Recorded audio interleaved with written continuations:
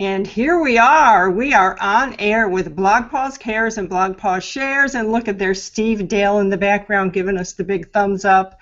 And I have to say welcome back to everyone. It's been a bit of a time since BlogPaws has done a Google Hangout. And I know we've missed it. Perhaps you've missed it also. I'm so excited that I get to welcome back a really important person to me. Steve Dale has been a friend, not only to BlogPaws, but to pet people, pet bloggers, and anyone, not just with dogs. We're going to talk dogs today, but Steve is about pets in general. Look at the cupboard back there. Look at behind him. I hope he can be on camera. When he gets on camera, you're going to see all these little knickknacks he has behind him, all these books he has. This is a man that spends his time talking about dogs, studying about dogs and cats and other animals, writing about them, and today he and I are going to talk about Decoding Your Dog. Oh, funny, I think that's the name of Steve's book. Steve, this is a really fantastic book, and we're going to talk about that, but the conversation is about the content of the book. And I'm going to ask you a question up front, and then we're going to take this where it will, wherever it pursues. But why don't you say hi to the gang and to the audience, and then we'll proceed.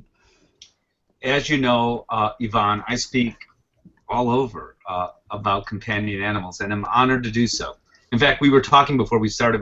I was chit-chatting with you. I'm not speaking here, but I have the honor of going to the Canine Cognition Center in Hungary in just a couple days. So I'm able to talk, however, to a whole lot of folks, to veterinarians, people that work in the animal welfare world who are incidentally my heroes to do every day what they do. But I love BlogPaws, as you know. I love speaking to pet bloggers because all of you who are bloggers, I can't communicate to everyone. No one person can. So whoever you're thinking in your head is the person that communicates to the most pet owners, and I've been introduced that way. There's no one person. It's all of us together. We are kind of a village. And what's really important for me is that we communicate factual information, and we are a conduit that can save lives. And the number one reason why our pets, dogs or cats, ferrets or parrots, die isn't cancer. It's not chronic kidney disease. It's not heart disease. It's behavior. The animal is then, oftentimes a young animal, given up to an animal shelter, sometimes an overcrowded shelter, and a pet with a history of X, Y, or Z probably is not going to be adopted out. And even if that history is not divulged, well, odds may not be that that pet will make it out anyway. So we can save lives. And when I mean we, I do mean all of us. So thank you all for being here and for communicating the messages that you do every day. I seriously consider, when I first heard about BlogPaws, and then I promise I'll stop, Yvonne, but when I first heard about the idea of BlogPaws, what was it, 5 or 6 years ago, that I first heard about it, I thought it didn't even need to be explained to me. I got it, I understood it, and I thought, this is the most amazing thing in the world, because you have all these people that care about pets in their hearts, that want to do the right thing. Most of you are doing the right thing, but a little more information, a little help, and I get help from many of you all the time. I learn from so many of you all the time, and we're here for one another. My speech is over. well, it's just the truth, and I do want to say also that one of the places that we have seen Steve outside of BlogPaws is the American Animal Hospital Association, which is a very important organization close to my heart. So Steve is also a speaker there. So today let's definitely dive into the whole decoding your dog, Steve. So it is so absolutely true that our pets, or the pets that are relinquished or turned over to a shelter, often end up there because of behavior. And if we as pet parents had a little bit more understanding, maybe that wouldn't happen. So I'm going to give you a scenario very quickly, and my little Olive, she's my one-eyed Boston Terrier, rescued from a puppy mill. She's about 10 years old now. And I think she's getting senile. Is that possible? In a word, yes. So I want to say one other thing, and I hope it's okay with you, Yvonne, and we talked about this a little bit. This is a bit more free form than some of those that you do. And if people, any of you, have questions, please type them in, because I'm happy to just kind of go wherever this goes. Yes is the answer to your question. So the good news is our dogs and cats, incidentally, same is true for cats, are living longer lives than ever before. Wow. So that's good. So overall, there are some exceptions with that, like Labradors. What's going on with Labradors and Golden Retrievers? They seem to be getting certain kind of cancers, at least some lines of these dogs, Golden actually in particular, and dying at a very early age, because these kinds of cancers are a kind of cancer, unfortunately, that we can do nothing about in both cases, both these types of cancers. However, overall, big picture, our pets are living longer, and there are lots of reasons for that. Along with a longer life comes some downsides. And one of those downsides is they get the same illnesses, potentially, cancer is one of them, that we can get as older people, or in this case, older dogs or cats. And one is canine cognitive dysfunction syndrome, which looks very much like Alzheimer's in people. So if you look under a microscope at what the brain changes look like in these older dogs that express canine cognitive dysfunction syndrome, it actually looks somewhat similar in people. And there are certain symptoms that these dogs have. And I'm trying to think, there's an acronym for those symptoms, and if you give me a second I can cheat and look exactly what they are, but there are certain symptoms, and I could essentially do them off the top of my head. One is, but the acronym is nicer because it sounds really cool, but one is changes in the sleep-wake cycle of these dogs. So dogs that may be up pacing in the middle of the night. I'm doing the dog side. I can do the cat side separately, even though we're not supposed to be talking about cats, and I could be arrested. But these dogs, their sleep-wake cycle changes. So suddenly a dog is up half the night or pacing in the middle of the night and hopefully goes back to sleep, or begins to howl for no reason in the middle of the night. Older dogs also sleep more during the day. That I don't think is a news headline, but some of these dogs sleep a lot more during the day, a lot more. So their sleep-wake cycle isn't quite right. There's something off there. Another is they act confused, just like some older people do. So for dogs, they may go into a room and go in the wrong side of the doorway and hit a wall, and then wonder what happened. Dogs who always go out the back door to go potty are now looking to go in through a bathroom door, out the front door, door. It just seems they're forgetting stuff, and sometimes not even recognizing their own people, people that they see either very frequently or somewhat frequently. Another thing that can happen is they can forget house training, and this actually can mean the end of their life. So people will tolerate certain things, and everyone's tolerance for something is different than your neighbor or your friend's neighbor. Yeah, I know. But what it seems people have the least tolerance for is even in older pets who have been with us their entire lives, are accidents. And these dogs sometimes will have accidents. Now, all of what I described may be concurrent with medical problems as well. And that's the thing. So where does the medical problem begin and the behavior problem begin or end? They come together. So sometimes it's not only canine cognitive dysfunction syndrome, sometimes it's a medical problem concurrent with that. So it could be that the dog has Addison's disease, and that would explain some of what's going on, or diabetes could explain some of what's going on as far as the urinating more often, for example. Or maybe a dog has to go down some stairs to go out to go potty, and it just hurts a lot because arthritic, you know. So some of this may be medical intertwined. So Steve. Yeah. So with Olive, she often stands and stares at the wall. But other than that, she really isn't doing the kinds of things. She may be a little confused. I'm not sure. Her diet she seems to be struggling with her food, so she's had constant problems with her teeth. So we'll be taking her in soon and having that double checked. So we take our pets in more than once a year. Often people only go once a year, but as they get older, shouldn't they go more often? Absolutely. So, first of all, pets age, and again, this is not a news headline to this educated audience, but pets age faster than we do, and depending on the kind of dog we're talking about. So, a Great Dane ages slowly, but then slowly very much faster than we do, obviously. And sadly, these larger dogs live to 7, 8, or 9 years of age. Other dogs, like little Boston Terriers, can live, all the Bostons don't have extremely long lifespans, but they can live to 10, 11, 12. Other dogs, like our little Chihuahua mix down here somewhere, I hope makes it till she's 18 or 20, you know, and it's possible. So it depends on the kind of dog it is. But yes, absolutely, any dog, and I'd love to talk about this, it has nothing to do with behavior necessarily, but it kind of does. Any dog, or cat, in my opinion, should see a veterinarian twice a year.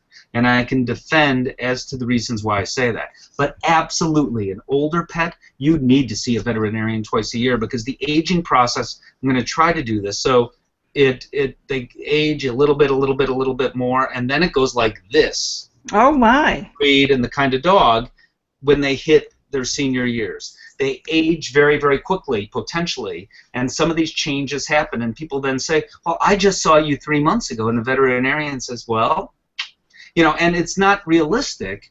We also have our lives, and we have, you know, only so much money to spend. So it may not be realistic to go to the veterinarian with a seemingly healthy older pet every 3 months.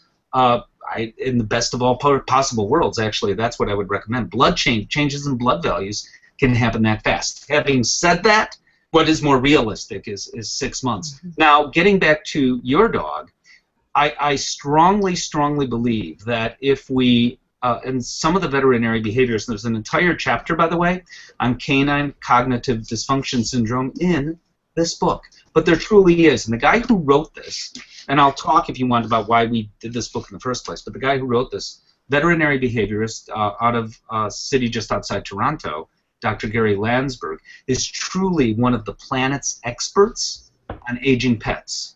And something else that would be interesting to talk about, although this you don't want this whole thing on aging pets, is that medical doctors, and I've talked to some of them, are using dogs as models to help deal with perhaps preventing cognitive dysfunction syndrome or Alzheimer's in people. What can be done about it? So it turns out for you there are some things you can do maybe if you're catching this early. Now, at what point is early and at what point isn't early? I don't think anybody knows yet. We don't know enough about it. And that probably varies from dog to dog. But if we can catch these things from happening early, or even throughout a lifetime do certain things, there's some thinking that we may be able to delay the onset of or prevent, in some cases anyway, nobody knows, cognitive dysfunction in dogs and cats, actually. So in dogs, what it's thought, a lifetime of exercise. I mean, remember, we live in a nation, you know, again, I'm talking to people who probably are very active with their dogs, but turn around, look at your neighbors next to you. I don't need this chat room. I mean, on the block where you live, overweight and obese dogs, because it's bad. Sadly, we have a nation filled with overweight and obese dogs and cats. More than half of our pets are overweight and obese, just over half statistically. So, and it's a bit over that for indoor cats. So it turns out just a daily walk is a good thing for a dog. Scientifically, this is not me just saying this, scientifically we know this. And the reasons for that are numerous. First of all, they're getting some exercise. It's good aerobic exercise. Secondly, they're getting mental stimulation, because we get some by taking a walk, they get a ton by taking a walk. We don't even understand everything that they're taking in when they just take a walk down the block. Just by sniffing that blade of grass, they're getting the 411 on every dog in the hood, plus they're learning about the squirrel that was there, the bunny rabbit that went by an hour ago, and that's exciting for a dog, right? Let me just quickly, I mean, to me, I know that's... I'm giving a whole, sorry. No, absolutely, but I really have a pet peeve with people who do not allow their dogs to sniff and enjoy the walk. I agree. You know, I understand that some sports enthusiasts like to take like to take their dogs on a bike ride, like to take their dogs for a run. Great, that's wonderful, great exercise. But at some point you have to take that dog out and let that dog sniff the ground, because that's how they communicate. So it turns out, yes, to everything you said, and it turns out there's more science behind what you just said than you think. So a study was done in some Scandinavian country, I don't remember, that actually indicated the most enriching thing you can do with your dog, of all the things they looked at, and don't ask me because I don't remember of all the things they looked at, but they looked at a lot of stuff. The most enriching thing that you can do with your dog is simply take a walk, for all the reasons you said. And it's such a simple thing to do. And what we tend to do in America is just say, here's the backyard, puppy. Have fun. And yes, that's not enriching at all. What dogs will do in the backyard is they will run around maybe once or twice. If there's another dog out there to play with, maybe a different story. But these are dogs that live with each other every day. That gets boring really fast. If the dog's out there alone, one of two things will happen. The dog will either snooze and just go to sleep really quickly, because it's, what do you do out there? Or because there's no one to interact with, unless a person is out there with the dog. And the second thing that they'll do is get into trouble. They'll jump the fence, or dig under the fence, or dig or bark at people walking by incessantly, and ultimately that actually can create a behavior problem, as tethering does, where there wasn't previously a problem. Tethering is actually a great way to create a behavior problem. Before I talk about other things that you want to talk about, I do want to say there is a drug for you, actually, Yvonne. There's a drug called Anypril, or ANI, actually. It's selegiline hydrochloride is the very fancy name. Ask your veterinarian about it, because this can help a lot of aging pets. There doesn't seem to be a downside to this drug, except that maybe you've wasted some money. There are also some nutritional supplements that I could talk to you about offline or send you. Yeah, that's kind of where I want to go next. Yeah, but some of the stuff. So some of the stuff really works. Some of it. So SAMe that you can get over the counter at any store that sells vitamins. I don't want to name brand names of these stores.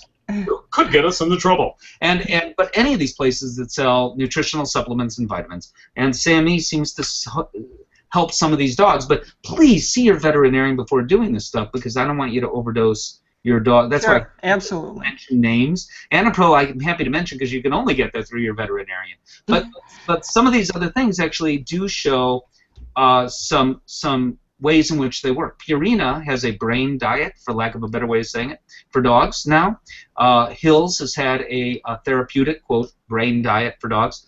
Purina's is available OTC. Hills is a prescription diet, as I said, therefore a bit expensive at times. But both of these diets can help. Again, they're potentially going to do no harm, although some dogs can get an upset stomach anytime you change diets, and these are older dogs who may be sensitive to any changes. But it turns out having your dog think, which doesn't cost anything, is a good thing. Now, once so the doggy toys that you see, the puzzles and games, yes. So it is the same idea. Do you know anyone who's 153 years old? So it's the same idea as the people that are 153 that live in independent living centers, and they have them do computer games, and they have crossword puzzle contests and all those things, chess games even. It is the same idea. Sure. We tend to think, okay, it's an old dog, we don't need to have that dog do stuff. It is hugely important for a couple of reasons. First of all, it turns out brain exercise is as important as physical exercise for dogs and people, both. At least that's what the experts, and I'm not an expert in all this stuff, but I talk to them, and this is what the experts tell me, and they're confident of this. I'm a huge fan throughout a lifetime. Stop feeding your dog out of a bowl. Use enrichment toys. Interesting. Yes. It's more interesting for these dogs. Play hide and seek with the dogs when they're young. Have that brain always work, and you will always see, with a couple of exceptions, the tail go back and forth and back and forth. Those exceptions are dogs without tails. But even then, their ends will wiggle back and forth, as they do. You will have happy dogs. They enjoy doing this. That's what dogs were bred to do, use their nose. So if you hide treats around the house, or better, on a rainy day, have the kids hide, have the dog find the kids, gives everybody something to do. But I am never a fan of feeding, except when you have a physical condition and you need to, dogs, or for elderly dogs, it's not fair at that point, maybe, depending on the dog. But otherwise, throughout a lifetime, huge fan. And the fan base is growing. Yeah. Eating dogs out of enrichment toys. Wonderful. What great advice. Do you want to spell SAMI, what you were saying earlier? The drug is it's the Nutritional Supplements. Sorry, it's a very, very long name that I can't even pronounce, but it's S capital SAMME, and let me find. I'll double check that. All right, we'll double check on that. We'll make sure we have it for people. Sure. So Steve, as far as the behavior problems, and this is a concern of mine because, as we said earlier, it is so often a behavioral problem that either causes a family to relinquish a pet or keeps a pet from being adopted at the shelter. How can we, the BlogPaws people, you, all the community that we're associated with and connected to, how can we teach the pet parent who isn't in the place that we're in how to deal with those things? What happens when I go to a shelter or someone goes to a shelter and adopts a dog and takes it home and it's a behavior problem? How can we head that off at the pass? Well, if you're adopting a dog that already has that problem, so you're adopting a dog at a shelter who is coming with baggage, and sometimes that happens, sometimes that doesn't happen. But if that's the case, depending on what the problem is, bring in a professional, who can help you. So a dog trainer that does positive reinforcement dog training, a certified animal behavior consultant, which would be myself or one of my colleagues. I'm not looking for work in that regard. I don't mean that. In fact, I don't do that because I'm so busy doing other things. But one of my colleagues, or a veterinary behaviorist, absolutely. The veterinary behaviorists are the ones who wrote in this book, and they're kind of at the top level, in my opinion, of animal behavior experts. Because they have medical expertise, they have behavior expertise, kind of both together. Okay. And went to school 173 years to get that. Yeah, right. Those who work on the ground, actually, with the boots on the ground, know their stuff, which are most of them. And if not a PhD behaviorist, which is a certified applied animal behaviorist, help us out there. So that's. Would you think that we should be teaching shelters to suggest these things, or I guess I'm concerned because, I'll be honest, like 40 years ago when I adopted a dog from a shelter and brought it home, I can promise you that my ex-husband would not have tolerated any behavior problems at all. And we had a cat that we had behavior problems with that we did manage to keep because we would put it in the basement quite often, which, in hindsight, I would never do that today. Sure. But today, people are more willing to listen and learn, and where can we put the information so they're going to get it? Well, besides promoting this book, yes, share the book, everyone, this is the book. You can, and because we did go through from puppies to seniors and covered a whole lot of things, and the folks that wrote this book have never written the veterinary behaviors to the general public before. They have individually here and there, but as a group, they've never done that. And they're the ones that do the science. So when I write previous books I've written or the newspaper columns, and when I quote research like I just did about senior dogs, in this case I'm quoting kind of Gary Landsberg's research and some others. So these are the people that do the work in the first place. And I kind of translated, to some extent, their science-ese into language we can all understand and relate to. So there is help out there, and the good news is more people are adopting pets than ever before. The good news is you can teach, as they say, an old dog new tricks. That really is fine. Most dogs, for most, not all, but most behavior problems can either be rectified, or sometimes it's a matter of adjusting expectations for the owner, because the dog goes so far into being, that's what that dog is, or cat. But sometimes the problems can be very often absolutely rectified, and it was a previous family and the way the dog lived before, it was the wrong fit, all these sorts of things, lack of trust, fear, and dogs can be taught over fear, so it depends on what the problem is. So it's a broad question, but if you get a puppy And I'm not necessarily endorsing only getting puppies. I'm not. And even then, you can get a puppy and do everything right, just like you can as a mom or dad. The human kid, you're doing everything right. You have 3 kids, you raise them all the same way, right? And no matter what you do is going to end up in trouble his or her whole life. But they're all raised the same way, you know. So getting a puppy is no instant solution. No. It does give you a bit more, I think anyway, a bit more influence on what that animal is going to turn out to be. In the comments, Nita Addison's toys, her sort of brain games, these puzzle toys she has, I love them too. I agree with you about that. Yeah, cool. So we have just a few minutes left. Oh, and hours? Half an hour. It's almost over. We are really covering some good ground here, I tell you. I will say, you know, our dogs, Chester, who is no longer with us, and Emily both came from research facilities where, of course, I have no clue. Yeah. I understand Chester was a diet study, so he didn't probably get a lot of drugs. Emily was a drug study, so it's not surprising, perhaps, that she has seizures. And Olive was from a puppy mill.